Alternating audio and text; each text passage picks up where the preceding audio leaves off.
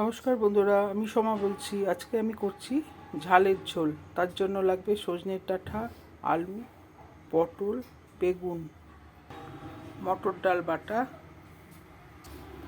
মশলা বেটে নিয়েছি, আদা, জিরে, ধনে, গোলমরিচ, লঙ্কা আমি একসঙ্গে বেটে নিয়েছি।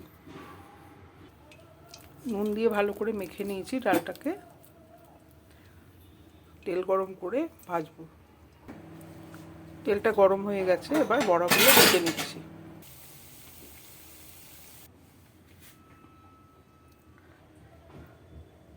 আমার বড়াগুলো ভাজা হয়ে গেল, তুলে নিলাম। এবার তেলে একটা একটা করে সবজি ভেজে নেব। আলুটা ভাজা হয়ে গেছে, আমি তুলে নিচ্ছি। পটলটা দিয়ে দিচ্ছি। পটলটা ভাজা হয়ে গেল, আমি এবার পটলটা তুলে নিচ্ছি।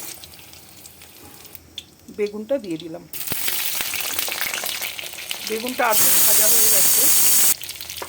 ডাঁটাগুলো এই সময় আমি দিয়ে ভেজে নেবো একসঙ্গে। ভাজা হয়ে গেছে, আমি তুলে নিলাম। কালো জিরে ফোড়ন দিলাম, হলুদটা দিয়ে দিলাম তেলে। এবার বাটা মশলাটা দিয়ে দিলাম, লবণটা দিয়ে দিলাম। এবার মশলাটা আমি কষাতে লাগলাম। যেহেতু ঝালের ঝোল, সেই জন্য একটু ঝাল হবে। গোলমরিচ গুঁড়ো, লঙ্কার গুঁড়ো সবই পড়বে। মশলাটা কষানো হয়ে গেছে আমার। ভাজা সবজিগুলো দিয়ে দিচ্ছি,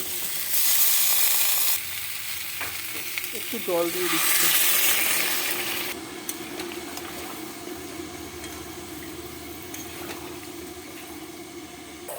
আমার কষানো হয়ে গেছে, এবার আমি জল দিয়ে দিচ্ছি।